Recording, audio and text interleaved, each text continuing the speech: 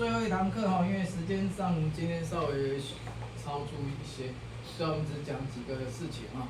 那个，对了，我们从去年底开始，我们的引渡条件有增设哈。以前我们引渡没有去很明讲这样的条件的，但今年开始我们的引渡都有这样。会增设什么条件啊？各位，第一个，就是我们刚刚各位你听我在劝你都有提到的条件。第一个，他有自己有亲眷的。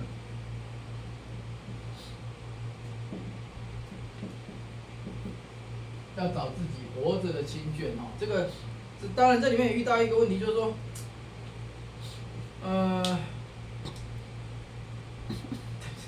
因为发生过一个问题，就是您也问说，那我的亲眷我已经找不到怎么办？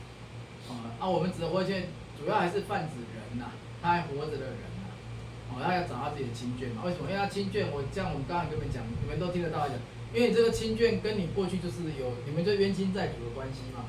那要透过他对你的帮助，才能够结下这一世的一个善缘嘛，而且这个亲眷本身他可能有他自己的，比如他在某些地方什么法王或说什么师傅可以帮他，那去找他们帮，这样的过程中，他协助到这个灵，所以这个灵跟他就结下了未来的善缘。那透过这样子，将来才会有，就是说把这一世的恶缘透过这样的善了，成为一个善缘，所以这里面就衍生两个问题，一个就是我刚刚讲，他是别的支派的，那他去找别的支派，为什么？因为我们不要去跨那个领域啊，我们不要乱搞了，各位听懂吗？我们不是万能的，不可能做到全部都做到，不可能是各有各的因缘，各自找各自的因缘去。这样还有一个好处就是说，你们参加一些其他支派的法会比较不会跟回来，听得懂意思吗？因为有时候，因为我跟你讲，因为这些灵，坦白讲，你说可怜也好，你说他。反正就是他们他们会试图在很多法会中在找那个有缘，找人可以帮的人就跟回来。可是有个问题，我们讲我们在佛事上，我们讲聚缘，这个很重要。你聚缘你帮他，你没有聚缘你硬帮，有时候逾越一些因果分寸所以说这样子的话，你们可以不会在其他都去什么法会去受到干扰带回来这样子。这是一个。第二个就是说，因为透过亲眷的协助，所以各位一样的概念。今天你们是我们跟着我们这个 team 在修的这些学生或门生，那你的冤亲债主，他们当然是找你嘛。那找你回来讲，你不帮你可以来寻求我们的做法上作为上的一个帮助，对不对？你寻求我们这边的作为上，我们比如说我们25做引渡，或者说我们这个中秋超荐法会，你来透过说来跟我提出说，我希望做的帮助。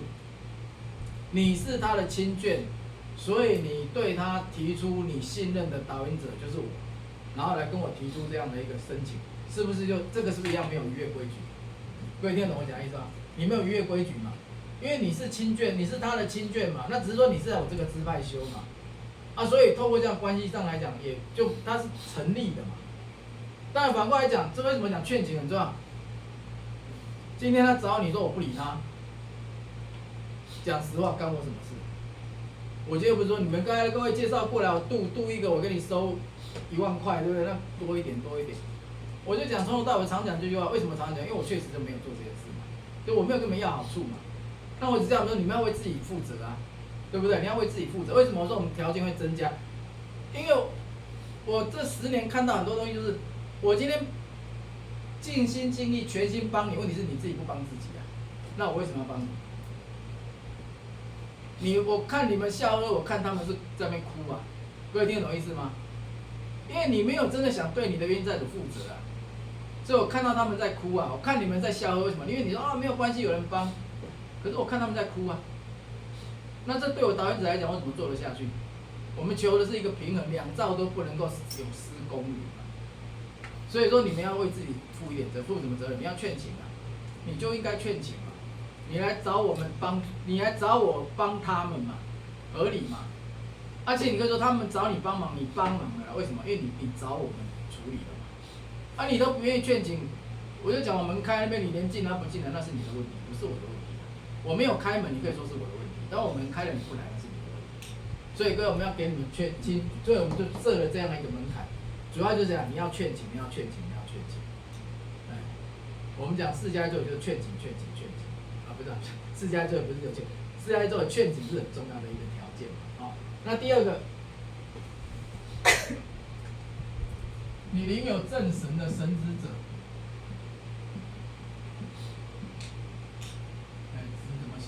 职业的职。你这要解职。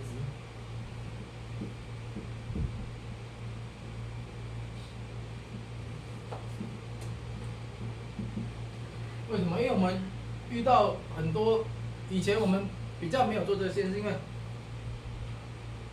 很多神明他的兵将说他也想求渡，或者神明本身自己也求渡，我们都好送。可是这边也是一个问题，就是后来有些主神会说，你找到人上了，我要安怎，我怎么做事？因为神明他就是鬼神，就是很重视这个东西啊，他要一个数量，他才好做事啊。所以什么？你看很多神明团会去收兵将，有没有？沿路进化，然后把它收回来变兵将，超兵练将，就这个概念啊。比如说没人手伊我就走啊，连跟人家对打都不够，人数不够打不赢啊。因为例如说神一定出场就赢哦。你没看过那个神明跟鬼打架，打了一个晚上打不赢的，那么那个鸡童一个一个换，为什么？因为鸡童的肉体有限啊，太久他受不了，只好再换一个。所以最有名的高雄那个妈祖关公大战那个就是凶宅的那个自杀的那个鬼魂。对。40个小时。反正就是这样，那鸡童一个个关鸡童一个一个换，换了7、8个还是10几个忘记了。就没办法，就很多条件没有具足，所以我们后来就好了，因为主神会扛不开嘛，那他也是好心，他并不是故意的嘛，所以我们说那你要解职，那解职什么意思？就是他要去跟他主人就是提出辞呈嘛，跟你公司一样，你公司女员工要离开，你要提出辞呈嘛，那这里面就考验的就是什么？考验就是他的决心嘛，反正就是他的决心要解职的这个要求渡的这个有神职的，那这里面还衍生一个问题说，有人会说那为什么后来？所以后来我们本来讲解职，后来为什么改成正神的正神？领有正神实物的，因为这里面很多叫神，但是不一定是正神。那这个就不在这个范围里面，听得懂意思吗？你现在在面讲工作，你说你要洗白，当然是好事啊！我还说你要去跟他解职，辞职再来的。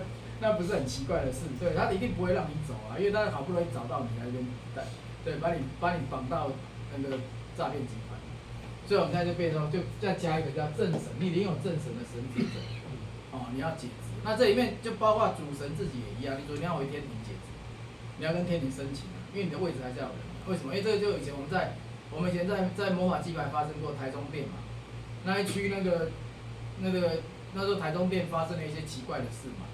那个隔天来开门，哇，里面那个工作台被翻得乱七八糟。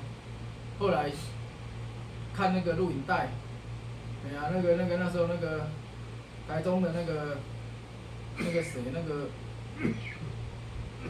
应该说那时候挂名的那个董事长，看那个台中看，然后看录影带，看那个录影带。整周在那个时间没有，也没看到什么人或者什么，就把整个桌椅掀得乱七八糟，就是早上4、5点就掀乱七八糟。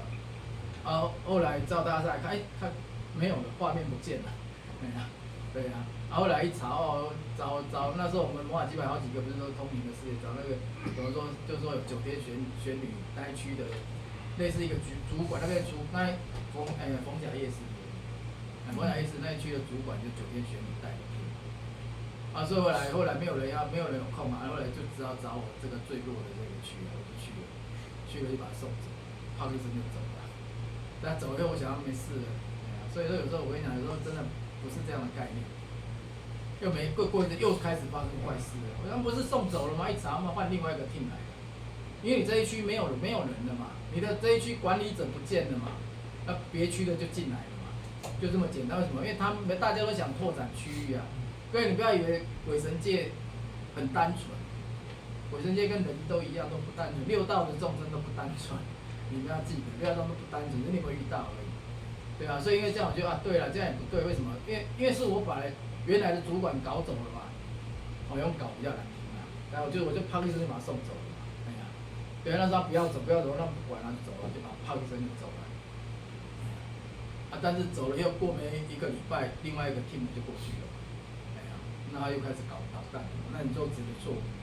我觉得我有瑕疵的做，我的作为上有瑕疵啊，我跟我讲，不要讲对错了，但我确实有瑕疵的，所以我就觉得不应该这样，还是透过一个正常流程，大家都没有话讲，大家都没有话讲，对，有时候说你是不是好辞职，讲实话了，那就是你的神，你自己做神或者神兵神将这些人的决心啦，就是为了，就跟你在公司辞职也是看你的决心，老板一直一直喂流啊，你要不要辞就是看你啊，对不对？我不要去。1个礼拜改去，你改，反正就看你们怎么谈嘛，对不对？就是这样而已啊，没有什么，但是你一定要去谈嘛，因为表示你的决心，你的决心有 ，OK， 你让你截止来求度就送走，我也没有那个瑕疵的作为的条件，就不会生出这样的条件，因为其实你改变来啊，你展现你的决心了嘛，你们同意了嘛，你的主管也同意嘛，就这样，所以这第2个条件是这样。那第3个就是我讲过了，我们在引渡召唤的区域要劝请，一定要做劝请。什么是劝请？正式就像我们刚刚讲那种台词，正式像我在做宣传台。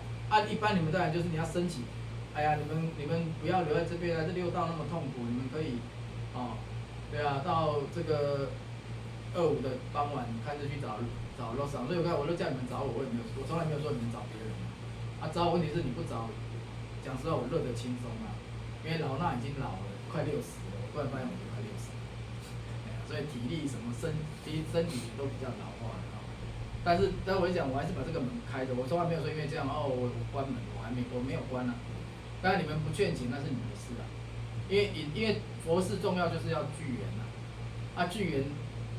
引渡的重要条件就是劝请你劝他们，然后最后一个他又讲了，为什么很多劝请不动？你自己不讲了，为什么要劝请我有时候都会抽问有些门生或有些我就说劝请到底在干嘛？讲不出所以然来每个最后的答案都是我知道为什么，但是我讲不出来。各位，我不会怀疑你知道，但是如果你讲不出来，表示你这个还没有通，你还没有通透，你有懂意思吗？我相信你知道，可是讲不出来就没有通透。就好像是今天我要劝高龙姐投资一个生意，我知道它很好，我讲不出来，你不会同意就这么简单而已就是这么简单你要意念发出也是要你也是要讲出来的变成意念你讲得出来，是因为你的意念发生才让你讲出来所以表示你的意念还没有通透，没有通透，所以你讲不出来。那你就要再去 run， 为什么？你为什么讲不出来？我就讲。我以前当业务，第1天上班那1个月业绩很差，怎么不会讲，不会介绍产品，对，所以第1个月都在训练，出去跑业绩是顺便，基本上都在公司每天就先做训练，然后第2个月、第3个月慢慢讲一样的东西，就一个话术，讲白就一个话术，就这样弄，后面你就会讲了。你不让他，你不会讲，你弄久了就一定会讲。那这会讲的又有程度上的差异。我就讲我以前最自豪那个 RO 利渗透，我老板是第1个把 RO 利渗透引进来台湾的。我去那边上班，第1个月做业务，第3个月我就调升业务主任。为什么？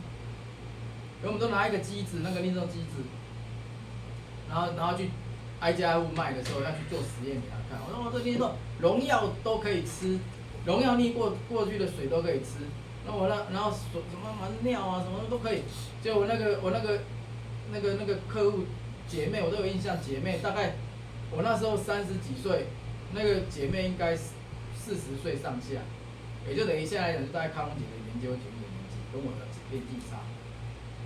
我在跟那个姐姐讲一讲，妹妹从厕所出来，真的就拿了一桶尿，一比她尿的尿，然后我倒到你的那个里面，你过滤完你敢喝我们姐妹全部都买，那时候1台6万块。在那个1台6万，因为刚进来而已，倒到那个水槽流出来1杯白开水，我当他面我就把它喝掉了，我那一个业绩就2台就出来了，所以我那个月业绩很强因为我去每一户遇到这种我都绝对把它喝给他看，那时候都不会觉得什么脏，因为什么？因为2个原因，第1个，因为我同学喝尿疗法，我同学那时候在喝尿疗法，所以我不会觉得脏。啊，第二个还重要原因是因为我对这个机很熟悉。为什么？因为我每天摸，我每天，所以我知道这个机器的属性。它如果用农药，我还不见得敢喝，但它用尿绝对没问题，因为尿没有毒，你懂吗？就算滤不干净，就是喝尿而已嘛。喝尿回到前面讲尿疗法嘛，我根本就不在意啊。哎呀，所以我就敢喝啊，就喝给他们看，但是对他们来讲，尿比农药震撼，连尿你都敢喝。对不对？我就两台就这样出去了，而且我那一个月好几个都这样把它 cancel 掉，就那个业绩全公司第1名了，所以我下个月第3个月我就升业务主任，对啊，就这样子而已，没什么啊。所以我要讲的意思，你真的懂了，你每天 run， 你去投入了解 run， 你就知道为什么是这样。各位听得懂意思吗？你为什么要劝请？你知道了，然后你就会知道怎么说。就我常讲的，劝请为什么劝不动？因为你觉得你讲完了，他们看的是你的意念在跑，你意念所发出的那个磁场能量在跑，他们可以感受到这个磁场是骗人的还是没有骗人的，你自己都不知道，你就觉得你没有骗他，但事实上呢你骗，为什么你骗？因为遇到关键的问题你就不见了，各位听得懂意思吗？遇到关键的问题你就不见了，所以古人讲。不见棺材不掉泪，就是这个原因嘛，就这个意思。不见棺材不掉泪，你的心最后才知道怎么样。所以我就说，慢慢修啊，修到后面就看你最里面的那个东西。你最里面的都拿出来，脏不可闻啊，你不用讲了，你最后一关一定过不了。拿出来，不错，跟你讲的一模一样，恭喜你，你绝对你不用我帮你都走得掉。所以我就常讲，不是我很厉害，是你们自己如果把自己搞定，你们都不需要我。现在重点是说你搞不定你自己，你们连自己都搞不定，那只能说在最后临门一脚，看我能不能帮你。但是我也讲啦，如果你不听我的，不信我的，我去找你没用啊。我上次也上课讲了，上次一个个案躺在加护病房。我给他隔空呼叫，理都不理我，为什么？他就不鸟我啊，因为他觉得我是骗子啊，所以我就喊半天没有用啊。重点是我没给你拿任何好处啊，可是你就觉得我是骗子啊，听懂我意思吗？如果说我真的骗过你就认了，你在我身上，比如说被我伤害什么财务损失，比如说以前我们做传销你结果公司倒了，你说我多少把你骗了，那就认了，可是没有啊，根本没有任何利害关系啊。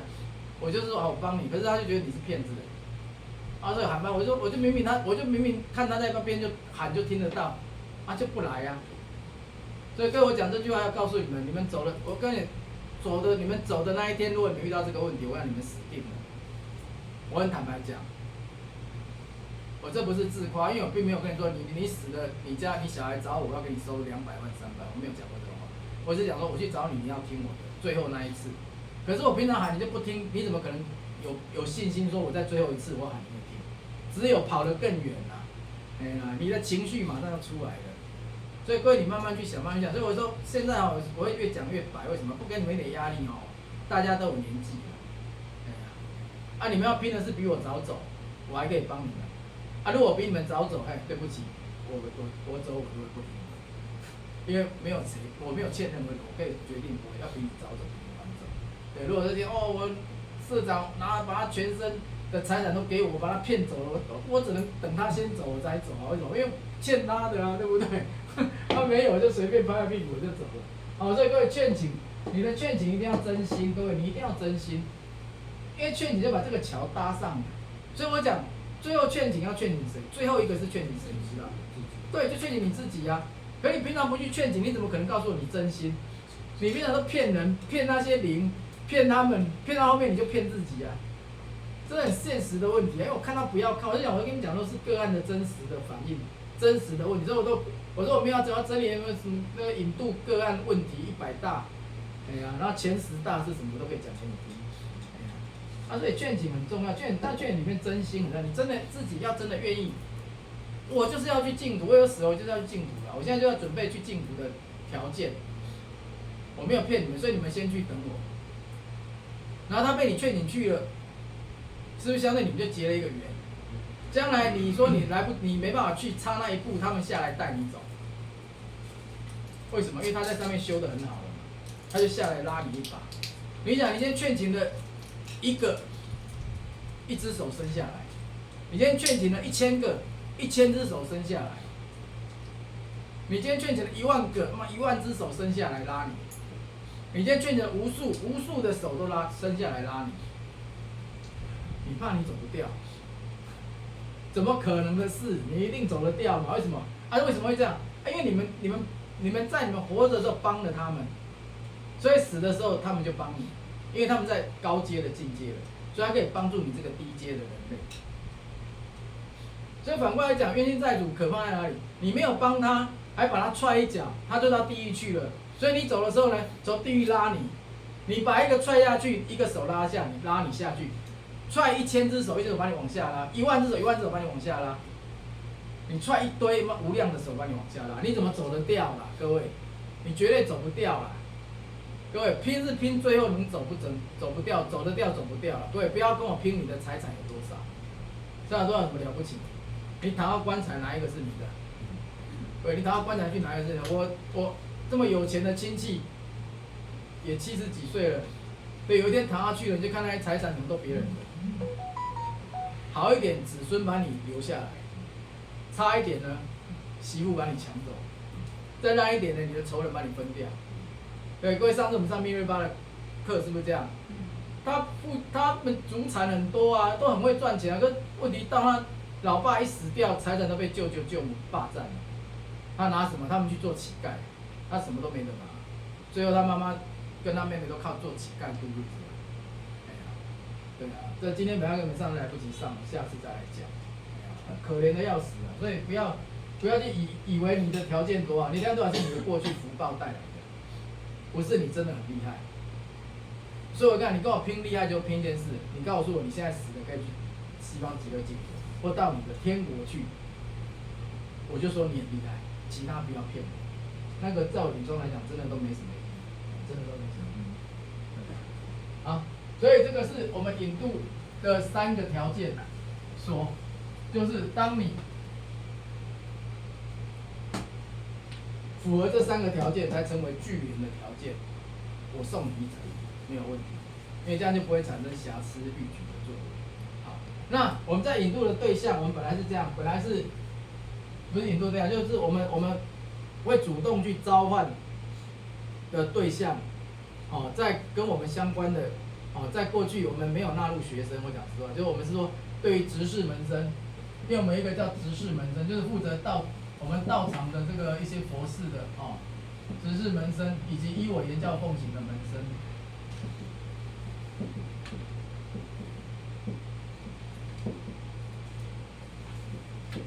不是说没有纳入学生，各位不要听错，学生就是我们对于指名道姓的对象是这两类的人。其他的你们劝请的你们都可以做劝请啊，只要符合刚才3个条件，劝请的我们就一样处理啊。现在指的说，因为我们这指的是什么？就是说执事门生跟依我言教奉行的门生，你们的冤亲债主跟你们的历代血脉祖先，我们给你们直接做协助，就是我们直接帮你协助，协助，但是这协助的意思说怎样？就是我们会一定问你看你啊，听懂我意思吗？就是说。我们在招引条件，各位我们在引渡的条件，不是对象，第一个就是平常依附而来的有情众生，但都要先符合这3个条件，你来还是要符合这3个，那这是第一种，平常依附而来的。第二个是被劝请来的，被劝请来的。那第3个是佛堂所在处的，然后第4个我们有在做佛事的这些区域的。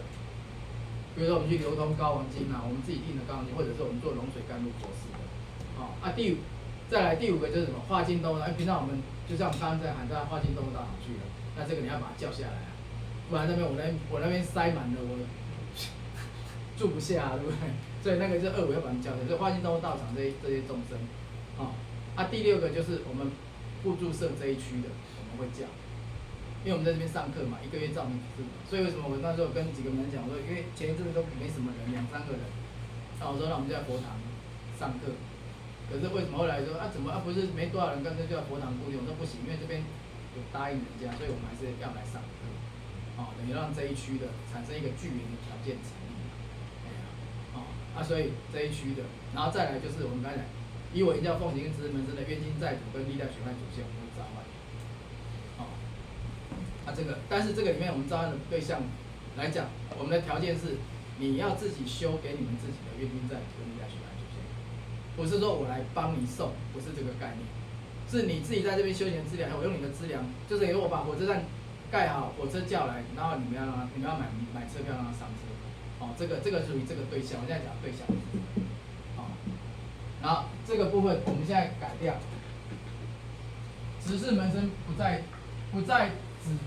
执事门生这个对象，我们不再做直接的处理，不再做直接的召唤，我们全部都依我言教奉行的门生，还有学生，所以这样我就把你们这些老学生都纳入在里面，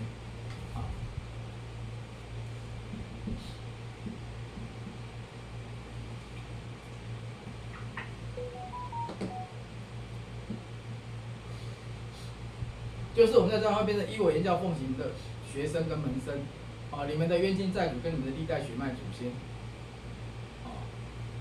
依照你们各自修行的资粮，我们来做引渡，这样你就变成你是定期一直被叫，那什么叫依我言教奉行？这里面我会分比较条件上，所以你们门生自己要听清楚因为没有符合这个，所以现在没有直接指示门生的因为我觉得执事门生反正你们做，你们对道场的奉献，你们变成你的资粮累积，那用在这些就用在这些里面就好了，对啊，所以这里面依我言教奉行，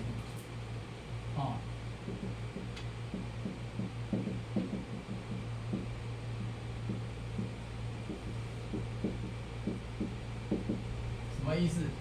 社长拿200万来，好，是依我言教奉行，不是这个概念对，我们的条件很简单，第一个，每周至少3天，每天1次，要念法本。那因为你们学生的部分，我不会要求你们念法本，因为你们也不见得好念。但康龙姐现在已经每天念。我就念高王经啊，还有你讲的那几个咒。可以，那可以，就是至少高王经。就是学生来讲，门生是一定要符合这条件的，因为门生算进阶了。但是学生来讲像你们是学生，你们就至少每天念个高王经，念个，但是这里要限遍数，你至少念个5遍，然后念个大梵网，跟触道密祖菩萨，因为我们自治派是以触道密祖菩萨因缘产生的，至少每天念个1遍，大梵网跟触道密祖菩萨的祈请，大梵网祈请跟触道密祖菩萨的愿，你至少每天念1遍。因为这是我们支派成立的原因，那这个3天1次，每周至少3天，一样的概念，主要是每天1次，所以你也不是每天念你就1周至少念个3天各1次，念什么？所以门生就是念法本，门生你要念法本那学生就是念大梵网。对，还有触道密意组，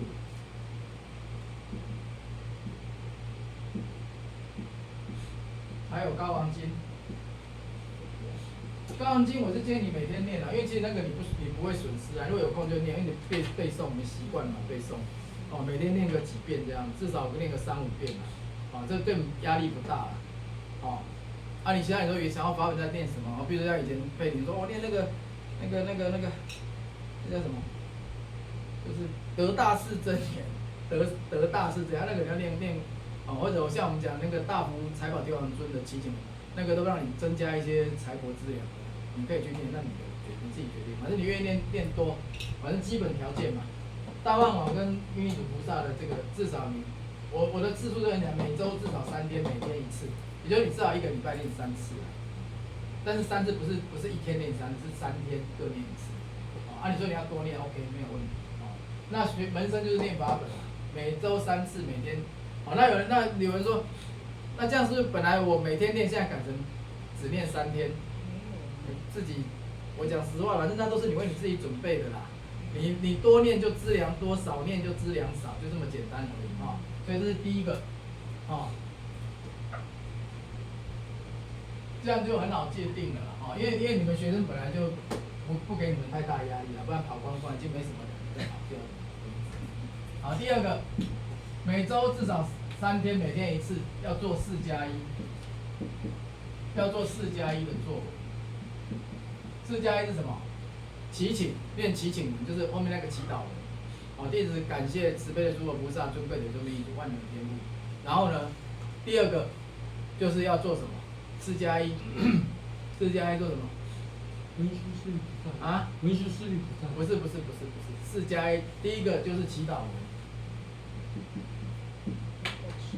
祈祷文，祈祷文可以在早上起床就先念。我讲没有说一定嘛，但就是你如果可以在早上起床先念，因为这个是比照基督教他们做晨祷，他们一早就要起来做晨祷，晨更啊，你可以早上念，你说，但你说我可不可以睡觉念？可以啦，都可以啦，愿意念就重点就愿意念。第一个叫4+1，第一个叫祈祷文，第二个叫结戒，第三个叫什么？没有啦，第三个叫劝请。第四个叫慈护光。第5个4+1嘛，第5个+1那个才是饮食祷告。好，一样我也是一样，每周3天，每天至少1次。我都没有叫你每天做了，我已经给很低的标准了啦。你不做也是你家的事，反正不做就不构成这个条件。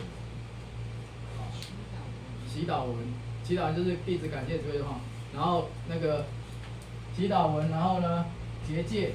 所以这里面学生如果忘记或不会或者没教过的，再找我，再帮你补教哈。然后劝请可以在晚上，因为你出门1天了嘛，或者累积2、3天，在晚上睡觉前做劝请。然后再来就是慈护光，慈护光如果不会的也可以来找我教，或者已经忘记了，我们从头开始没关系。然后再一个饮食祷告。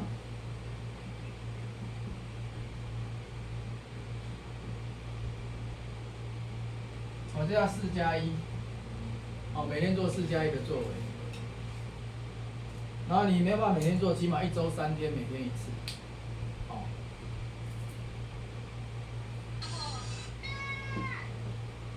这个好，第三个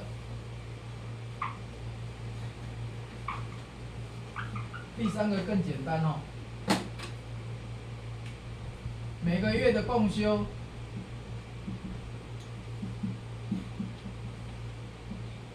至少要1次。你实体来现场参加，或者是你视频同步共修。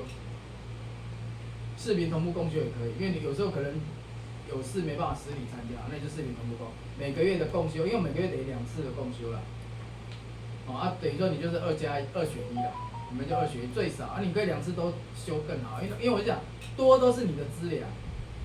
为什么？因为当我们在做指定的时候，我们要做依我言教奉行的门生跟学生的时候，那么是依照你自己的钱去买车票，让你的冤亲债主跟血脉祖先离开。